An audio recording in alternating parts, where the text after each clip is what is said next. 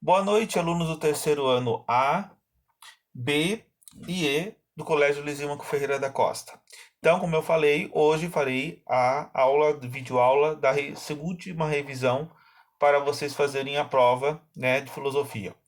Então, seria a última aula do trimestre, tá? Retomando todo o conteúdo que nós vimos durante esse trimestre. É claro que eu queria ver bem mais, mas como não deu tempo, tá? Eu vou retomar esse conteúdo e postar para vocês lá na sala online, tá bom? Para vocês fazerem junto com o questionário, aí conseguirem de fato estudar bem para fazer a prova e assim eu avaliar vocês no segundo trimestre. Espero que todos realmente consigam fazer, tá bom? Para aqueles que realmente não assistiram o Meet, aqui está essa aula que eu realmente dei.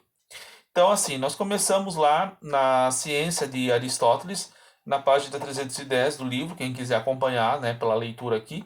Então, nós fizemos lá que o Aristóteles, né, ele cria uma ciência antiga na base da especulação filosófica, né, onde ele vai determinar o conceito de metafísica, dos movimentos dos corpos, né, corpos pesados tendem para baixo, corpos leves tendem para cima, né, a ideia de causa e efeito, a ideia de ato e potência, né? Todas aquelas ideias metafísicas que vocês estudaram no primeiro ano com o professor de filosofia, né? Ele também vai estabelecer a ideia, digamos, dos animais, né? Os animais, por exemplo, as descrições decorrentes só observação, mas também na prática de dissecação para estudar as estruturas anatômicas. Classificou cerca de 540 espécies de animais e estabeleceu relação entre elas. Devemos a Aristóteles a descrição da evolução embrionária das aves, o costume das abelhas, o casamento de insetos, além de inúmeras observações sobre a vida marinha, tendo concluído que a baleia é um animal mamífero. Então, ele estudou muitas espécies de animais, ele foi considerado o primeiro biólogo do mundo, né? Então, em suas viagens, e nas viagens com o Carlos, o Carlos não, o Alexandre o Grande, que era seu aluno, né? Ele enviava animais exóticos diferentes para que ele pudesse estudar e verificar, né, em sua própria ciência. Mas o que mais nos interessa dentro do contexto de Aristóteles, né, é que todos os animais tendem a uma finalidade, a uma a um objetivo que ele chama de teleologia, né, que é um fim onde todos os seres da natureza tendem para ir, né? E nesse sentido, ele também é um astrônomo, né? Ele cria aquela concepção de um universo fechado, né? Um universo repartido em dois, né? Em que você tem um mundo supralunar, que é onde estão os astros, as estrelas, os planetas, os cometas, que é um mundo perfeito, né? A Lua é uma estrela de esfera cristalina. Então tudo é perfeito, não há mudança nos corpos celestes na concepção de Aristóteles. Já no mundo sublunar, que é o mundo onde está a Terra, os animais, os seres vivos, é um mundo em constante transformação. E por ser um mundo em constante transformação, ele não é um mundo perfeito. Essa ideia de ser um mundo imperfeito, do mundo ser imperfeito e de que o céu é perfeito, né, levou mais tarde a cristandade a adotar essas ideias de Aristóteles, né? E lá no século II, né, século I depois de Cristo lá, né, no período da cidade de Alexandria, vai surgir um grande astrônomo que vai defender a teoria de Aristóteles, concretizando essa concepção de que a Terra era o centro do universo, a teoria do geocentrismo, né, que é o chamado Cláudio Ptolomeu, matemático, geômetra e astrônomo, uma das grandes personalidades de Alexandria, cuja sua obra Almagesto representa o mais importante referencial da astronomia geocêntrica da antiguidade.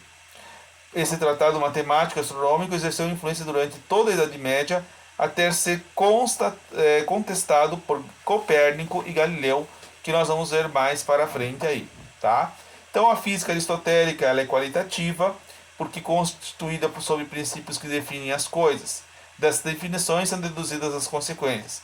Apesar disso, os gregos não matematizavam a física, como exceção de Arquimedes, como veremos. É bem a verdade que Aristóteles valorizou, né, a dedução em sua farta observação biológica. Não, ele valorizou a indução na observação biológica. Mas nas outras observações ele foi, principalmente na metafísica, na concepção dedutiva. Né? Outra outra situação que nós tivemos na antiguidade, que foi de fato o fim da antiguidade, foi o grande centro cultural que surgiu, né, após a morte de Alexandre o Grande, na cidade de Alexandria, né? Quando a Grécia foi conquistada pelos macedônios em 388 a.C., teve início o processo de interação cultural denominada helenismo. Ao expandir-se as fronteiras do Império, Alexandre levou a cultura grega aos pontos distantes, ao mesmo tempo possibilitou as influências orientais no Ocidente. Após a divisão do Império Alexandre, foi fundado em Alexandria, na foz do rio Nilo, um avançado centro de estudos constituídos por escolas de diversas ciências, um museu e a famosa biblioteca, né, que muitos séculos atraiu intelectuais provenientes de vários locais do mundo antigo. A Biblioteca de Alexandria é o centro cultural do helenismo, sofreu diversos danos, desde o incêndio do século I a.C. ao saque ao longo dos tempos, até ser totalmente destruída no século VII. Então, basicamente, né, neste local, acreditava-se que havia, por exemplo, as inscrições de como foram construídas as pirâmides, né, que se perderam no tempo, né? Então, um grande centro cultural de estudos, de avaliações gregas, né?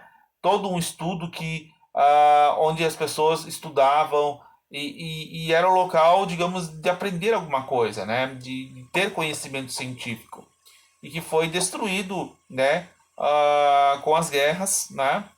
E acredita-se que foi nesse local onde 70 sábios da Grécia traduziram e criaram a Bíblia Sagrada, né? O texto que nós hoje conhecemos, né, que vai do Gênesis ao Apocalipse, ele foi organizado nesta época em Alexandria, né, traduzido para o grego, né, que era chamada de Septuaginta, né, depois que ela passou a chamar esse nome, né, pelo fato de ser uma tradução, uma das primeiras traduções bíblicas, né, foi feita nesta época aqui, né, onde sábios do Antigo Testamento, com os seus textos de Moisés lá, juntaram com os textos dos apóstolos de Jesus, né, e formaram, dos pergaminhos, criaram a famosa Bíblia, que é o livro mais lido do mundo hoje, né, que nós conhecemos aí.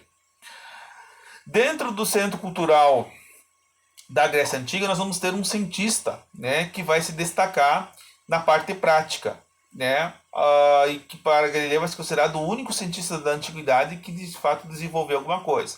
É o famoso Arquimedes, né? Arquimedes ele vivia numa ilha de Siracusa, né? Considerado como o pai da mecânica, né, na Sicília. A fama de Arquimedes nos remete a relatos desenvolvidos em suas lendas. Para defender Siracusa, assediada pelos romanos, Arquimedes teria construído engenhos mecânicos, as chamadas catapultas, né, para lançar pedras e sediar os navios por meio de um sistema de lentes de grande alcance. Arquimedes também propôs artefatos de dimensão puramente técnica ou prática para exploração teórica e científica, ao utilizar e estabelecendo os princípios da hidrostática, além do empuxo, os principais fundamentos da mecânica. Além disso, reduziu um tratado de estatística que formulou a lei do equilíbrio das alavancas, estudo sobre centros de gravidade dos corpos.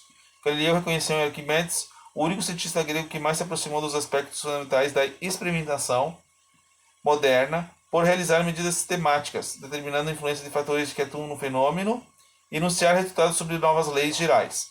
Ou seja, o Arquimedes ele era um inventor, ele criava suas engenhocas, né? Então eu contei para vocês uma história que ele andava na praia e tinha um navio atracado, e ninguém conseguia tirar. Então ele falou assim: me dê um ponto de apoio e uma alavanca que eu moverei o mundo, né? E ele conseguiu, de fato, tirar aquele navio com o princípio da alavanca, né? Que estava atracado na praia. Certa vez, né, também, ele foi chamado pelo rei para medir uma coroa, se era de ouro ou não. E ele submergiu essa coroa e aquela que flutuou, né, foi constatada que não era de ouro, a outra era. Então ele ganhou por esses efeitos, né, dos seus estudos. Então, por ele estudar mecânica, criar catapulta, criar lentes para destruir os navios, assim, para no reino de Siracusa, ele era um cara que não tomava banho, então ele fazia os cálculos no corpo. Aí um dia os caras resolveram dar um banho no Arquimedes, jogaram ele numa banheira, né? Ele saiu peladão, correndo, gritando: Eureka, Eureka, eu descobri a lei do empuxo. Ou seja, ele cria o conceito da mecânica hidrostática, né? Através de uma brincadeira. Aí, quando os romanos resolveram tomar de fato a cidade de Siracusa, eles disseram assim: matem todos da ilha, só não matem o Arquimedes, porque o Arquimedes nós vamos precisar para que possamos conquistar o mundo. E, de certa forma, um soldado foi lá e acabou matando o Arquimedes sem querer, porque ele estava distraído na praia fazendo os cálculos loucos dele e acabou morrendo com uma coronhada na cabeça, né? Então, essa foi a história do Arquimedes, né? Que foi um dos grandes engenhistas da história aí da mecânica. Bom, de todo caso, né, após o fim da Alexandria e de todos os cientistas antigos, né, vai surgir a Idade Média, né, que é conhecido como o período da escuridão, né, que não foi de fato uma escuridão, de fato, né, foi um período em que se produziu ciência, mas de forma oculta, que podemos dizer assim, né? Todo o conhecimento do mundo grego ficou dentro dos mosteiros, dentro das igrejas. Então a Igreja Católica, ela deteve todo o conhecimento da antiguidade grego-romana, né, dentro dos seus castelos, dentro dos seus mosteiros, e os padres passaram a, né, a estudar esse pensamento ligado ao conceito de fé. Tudo que não era ligado ao conceito de fé era proibido se ler. Então, era considerado o index, o índice de livros proibidos, né? Quem lia esses livros estava condenado à morte, né? Como vocês viram no filme, né? A pessoa que lia um livro proibido, ela era morrida envenenada pelo veneno que estava nas páginas. Porque os padres não queriam que, de fato, as pessoas tivessem o senso crítico, a capacidade de debater, a capacidade de leitura, a capacidade de crítica, né? Então, eles eram as autoridades da época. Então, a pessoa que lia, né? Ela era contaminada pelo pecado, e de fato ela seria condenada à morte, né? No sentido assim. E havia também toda pessoa que fazia ciência e que fosse contrária às ideias da fé era torturado e queimado na fogueira, né? Então, a pessoa que realmente fizesse, por exemplo, autópsia de um corpo era condenado na fogueira, né? Como vimos no outro filme, né? O cara queria abrir o corpo para saber como é que era o corpo do ser humano. Então, se abrisse, ele era condenado tanto no Ocidente quanto no Oriente, né? Que ele vai estudar com os árabes. Os árabes foram muito mais avançados em ciência, em conhecimento, em tecnologia do que os europeus, né? Porque eles buscavam a ciência, mas ao mesmo tempo eles também tinham a religião deles. A Igreja Católica tinha o cristianismo, né, como uma religião, mas praticava a ciência de forma velada, de forma oculta, né, dentro dos seus segredos, né, que não se poderia ser divulgada, né? Já os árabes divulgavam aquele conhecimento para favorecer, né, o pensamento da fé. Era uma forma mais livre, né, o conhecimento ali pelos árabes. E foram eles os primeiros tradutores das obras de Aristóteles, que mais tarde foi trazida para a Europa, né, as traduções de Aristóteles, que estavam de fato esquecidas, e passaram pelos tobistas, né, principalmente por Tomás de Aquino, que foi o principal representante, né, do conhecimento de Aristóteles aí na antiguidade, né, devido às guerras aí que nós tivemos. E Santo Agostinho, que foi o tradutor de Platão, né, que foi anterior ao Tomás de Aquino naquele período. Foi justamente dentro da Europa, né, que vão surgir as primeiras universidades, as primeiras escolas, né, a escola que nós temos até hoje, né, a ideia, o conceito da palavra aluno é um conceito medieval, porque significa a ideia de uma pessoa sem luz. Eu sei que vocês não são pessoas sem luz, vocês têm algum tipo de conhecimento, só que ele precisa ser aprimorado para se tornar de fato um estudante, né, que tenha conhecimento das coisas que estão sendo passadas a vocês. Tá? Então, na Idade Média vai surgir outros pontos locais em que se vai desenvolver ciência. Por exemplo, nós vamos ter os alquimistas, né, que vão ser considerados bruxos, feiticeiros, por trabalhar com situações de criar derivados de substâncias químicas, mercúrio, esmalte, vidro, né? Vão ser os precursores dos químicos aí. E as pessoas, e muitos dos alquimistas não vão ser nem chegar condenados. Eles vão morrer envenenados dentro dos seus laboratórios devido às substâncias loucas que eles usavam lá, acabavam muitas vezes ficando contaminados com tanta substância que usavam. E eles buscavam, né, um princípio dentro do conhecimento da química, que era a busca da pedra filosofal, que era um metal que poderia transformar qualquer substância em ouro, qualquer metal em ouro, né? O Exelir da Longa Vida, um projeto da alquimia medieval. Para a igreja, essas práticas tinham um caráter herético e foram proibidas pelo Papa João XXII em 1317. A Inquisição perseguiu os infratores com rigor, condenando-os à fogueira à acusação de bruxaria, né? Então, todo alquimista que fizesse alguma experiência em laboratório era considerado bruxo feiticeiro, era queimado na fogueira, né? Então eles passaram a ser perseguidos devido às suas práticas, né, de desenvolvimento aí, né? Por isso que eles diziam que o enxofre que eles produziam era o cheiro do inferno, né? Porque de fato eles eram considerados coisas do demônio, né? Outra escola que realmente desenvolveu na Idade Média foi a escola de Oxford, né, que na Inglaterra, onde nós tivemos grandes pensadores medievais aí, que estudaram a ideia da óptica da luz, a ideia da alquimia, a ideia da astrologia, né, e dentre o mais destacado deles, né, que foi o inventor das lentes de longo alcance, que é a lente do óculos, do microscópio, do telescópio, a lente, né, não o telescópio em si. Foi um cara chamado Roger Bacon, né, principal discípulo de Grossetti em Oxford. Lecionou para padres franciscanos, aplicou o método matemático à ciência da natureza, tendo realizado diversas tentativas para torná-la experimental, sobretudo no campo da óptica. Roger Bacon, apesar de argumentar que ver com os próprios olhos não é incompatível com a fé, não conseguiu devolver os medievais da desconfiança gerada por qualquer tipo de experimentação. Como se interessava por astrologia e alquimia, sofreu frequentes perseguições e foi acusado de introduzir novidades perigosas, não adequadas ao mundo escolástico, motivo pelo qual foi preso, né? Ele não foi condenado à morte, ele foi preso e clausurado para o resto da vida, né? Por ter criado situações aí distantes em relação às ideias da fé, né? Se voltou para a ciência, para a óptica, para a alquimia e justamente para a astrologia, né? Que é o estudo dos signos. A influência árabe, que eu não falei muito também. A religião islâmica foi fundada pelo profeta Maomé na Península Arábica no século VII e expandiu-se por diversas regiões do Oriente Médio e depois por toda a norte da África, alcançando o sul de Portugal e Espanha no início do século seguinte. Então a Espanha ela foi dominada pelos árabes durante muitos séculos, né? Os árabes eram conhecidos como os mouros, né? E graças a esses árabes muçulmanos é que propiciou o ser humano mais tarde a criar a navegação, do qual conseguiu conquistar a América, né, com o conhecimento que os árabes tinham passado, da bússola, do quadrante, do esquadro, né, todas aquelas projeções que o homem tinha para poder navegar e descobrir novos mundos. Tá? Os árabes tinham conquistado esse criativo conhecimento científico desde o século VII, não, século VIII, quando já circulavam textos de astronomia e matemática em Bagdá, a casa atual do Iraque. Traduzia obras gregas de Alexandria no século seguinte. Fundaram a Casa da Sabedoria em Bagdá, no Iraque. Diferente da Alexandria, era chamada Casa da Sabedoria, centro irradiado do conhecimento.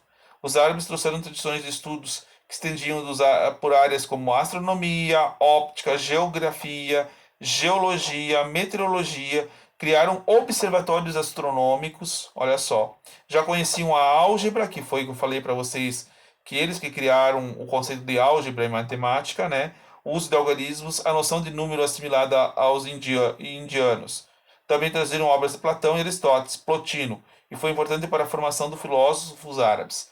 Ou seja, o conceito do número zero. O zero não existia, foram eles que criaram. Os números arábicos que nós temos hoje foram os árabes, né? Foi notável a atuação de Averroes na Península Hispânica, né? Um dos pensadores. Nascido em Coroba, viveu no Servilha no Marrocos e foi médico e astrônomo e filósofo. Na discussão, debates entre a fé e a razão, conservou certo progressismo defendendo a laicidade da ciência, a sociedade civil, separando da igreja. Respeitando o comentarista de Aristóteles, Averroes é responsável pela tomada do pensamento aristotélico no ocidente cristão, né? Então nós tivemos o Averroes, né, na Espanha, e lá no Oriente Médio nós tivemos o Avicena, né, que foi também conhecido como Ibn Sina, né, que foi um médico e filósofo que também estudou as ideias de Aristóteles, né, como vocês viram no filme lá, no segundo filme, né, o filósofo lá que era o doutor lá que ajudava os seus médicos ali, né, a estudar as coisas. Então, a Idade Média, né, teve toda aquela ideia velada de ciência, e toda a ciência que contrariava a fé era condenável, né? Chegando à modernidade, nós tivemos a figura de três grandes personalidades aí que vão, de fato, abrir a ciência para uma nova perspectiva, para um novo pensamento, né? O primeiro deles foi um cara chamado Nicolau Copérnico, que estudou o movimento das órbitas celestes, dos corpos celestes, dos astros, né? E escreveu um livro sobre o movimento dos corpos celestes, a revolução dos corpos celestes. Então, essa revolução, a palavra revolução significa movimento. E ela foi criada por Copérnico na modernidade para descrever o movimento dos corpos que estão acima do céu, né? Não foi criado num conceito da política.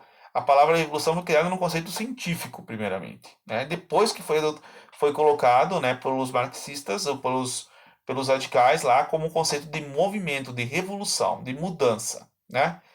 E como ele era um padre franciscano muito reverenciado pela igreja, ele ficou com medo de traduzir no livro de dizer que a Terra era o centro do universo e dizer que era o Sol o centro e não a Terra. Então, lá no seu leito de morte, ele escreve o prefácio dizendo: e considero de que o Sol é o centro do universo e não a Terra, né? E acaba falecendo sem ser condenado. Mais tarde, né?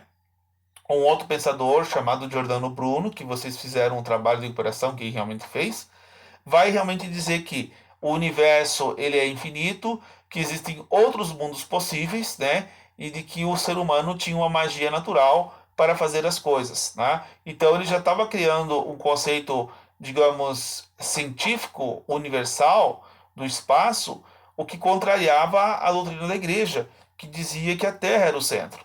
Então, por esse motivo, né, o Giordano, por ser um cara muito crítico, né, e também ter sido um padre, ele acabou sendo destituído da ordem de padre, né, que ele era, e foi queimado pela Igreja Católica em 1600, tá?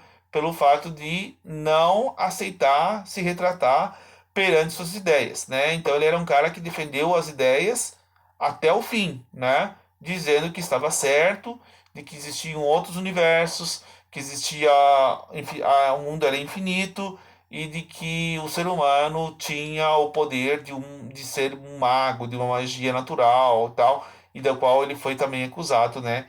De fato de bruxaria e de nos seus escritos também condizer com coisas contrárias aos conceitos que a Bíblia de fato defendia, né? Aí vai surgir a terceira grande figura da Idade Moderna, que foi amigo do Giordano Bruno, que é o famoso Galileu Galilei, né?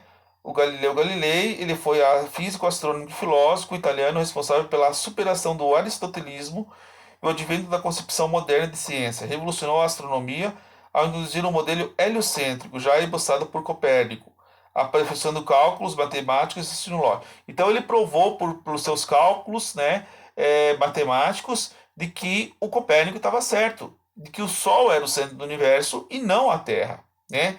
E que os corpos, inclusive a Terra, giravam ao redor do Sol, né? Então ele descobriu de fato na época o sistema solar, né? A nossa galáxia, que todos os planetas que estão em volta da nossa galáxia, elas giram ao redor do Sol, né? O que aquilo contrariava a igreja. Ah, vocês estão me contrariando, tá bom. Então eu vou criar um instrumento para que mostrar para vocês de fato, né, que eu estou certo. Aí ele cria uma luneta, né, com o uso da lente e prova as pessoas certificando, olhe por essa luneta e veja que a Lua não é uma esfera de cristal perfeita. Então ela pode ser mudada, ela tem crateras, ela tem montanhas, né? E aqui a gente consegue ver os anéis, os satélites de Júpiter. Aqui nós podemos ver as manchas solares. Aqui nós podemos ver outras coisas que, de fato, vocês não conseguem chegar a olho nu, não? Então ele mostra que através de uma lente de longo alcance, de que de fato, né, as ideias sobre os corpos celestes estavam erradas e que o pensamento de Aristóteles era contrário, né? Ele não poderia, de fato, ser verdadeiro, né? Aí se questionava, mas Aristóteles foi adotado o pensamento para as ideias da igreja. Tá, a gente entende que foi adotado pelas ideias da igreja, mas não estava mais condizente com a ciência da época, né? Tanto que ele fazia experimentos na rua, subia na Torre Pisa, jogava duas esferas de corpos diferentes, dizendo que as duas caíam ao mesmo tempo no chão. Então ele defendia a ideia de que tudo, né, a lei da gravidade, tudo tende a uma coisa de fato diferente daquilo que se pregava, do que Aristóteles de fato pregava. E o Galileu acabou se safando da fogueira porque ele era um cara muito católico, né? E de fato ele acabou se retratando pelo tribunal, né?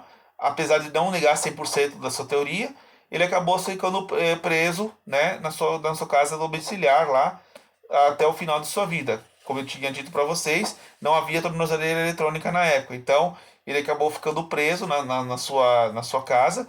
E foi justamente lá que ele criou o plano inclinado, os movimentos da física, né, o termômetro e outras engenhocas que ele criou dentro da sua oficina para demonstrar, né, cientificamente as suas ideias, o seu pensamento sobre a ciência, né, que durante muitos anos foi contestado pela igreja, né? E que até hoje todas as obras do Galileu, né, que foram consideradas proibidas, elas estão na Biblioteca do Vaticano, né? Estão lá guardadas lá para quem quiser ver, né? Teve até um filme esses tempos que do Dan Brown, né? Que aquele filme Anjos e Demônios, que mostra que eles tentam entrar dentro do Vaticano e roubar, né? O que? Eles tentam roubar a obra de Galileu, né? Então há um assassino, né, que tenta matar os papas, né? Para a escolha dos papas lá, e cada papa representa um elemento da natureza, né? Então está envolvendo a ciência com a religião nesse filme. É muito interessante. As obras de Dan Brown, né, que você tem Código da Vinci, são romances, né? Os Demônios, Inferno, são todos romances que retratam, né, uma história dentro de um contexto cultural, né? São mitos, são invenções, não é uma coisa verídica, mas eles criam histórias em cima daquilo que já existe, né? Então é meio que diferente. E as pessoas, muitas que não têm esse entendimento, acabam levando a sério certas coisas, o que não é bem assim, né? E para terminar, nós temos o Isaac Newton, né? Porque já estamos com 27,22% de aula já colocada. O Isaac Newton, ele vai nascer após a morte de Galileu e vai defender que todo o universo ele funciona como uma mecânica, né? Ele funciona de uma forma organizada, né? Como se fosse um grande relógio. Então ele vai defender a lei da gravitação universal, de que todos os corpos tendem a ir para o centro da Terra, né? Então ele vai criar ele é aquele cara que, ao observar a queda de uma maçã, criou a teoria de que todos os corpos tendem para o centro da teoria da gravidade, né? De acordo com os relatos comprovados, Newton teria intuído a ideia da força de atração de todos os corpos do universo ao observar a queda de uma maçã. Naquele momento, uma intuição teria a teoria da gravitação, segundo a qual a força de atração é proporcional às massas e inversamente proporcional ao quadrado da distância. A esse propósito, o escritor francês Paulo Valéry comenta que o gênio Newton construiu dizer que a Lua não cai enquanto a Lua cai enquanto todo o bem vem a que ela não a cai. Ele queria dizer que se a Lua saísse de sua órbita, aproximasse da Terra, também cairia sobre ela. Ou seja, o Newton acreditava que um corpo maior atrai o menor. Ou seja, que todo corpo maior ou menor ele está em uma certa distância e se dá esse movimento através do processo de espaço e tempo, né? O que de fato vai ser contrário ao que Albert Einstein vai dizer, que espaço e tempo são relativos e não tem como dizer que o espaço e tempo vão influenciar num corpo no outro, mas para Newton isso de fato influenciava, né, no movimento. E tanto Einstein quanto Newton acreditam que todas as forças do universo elas tendem de fato, né, a ser governada por um ser superior que está atrás de tudo isso, né? Então, toda essa ciência, ela vai ser superada hoje, né? A lei dos movimentos dos corpos, por quem? Por, de fato, a Heisenberg, né? Que também vai acreditar na física quântica. E hoje sabemos, como eu expliquei para vocês, né? de que o universo está em expansão. A teoria do Big Bang, como eu falei também numa aula anterior. Eu agradeço a todos que participaram dessa aula. Estudem e espero que vocês consigam.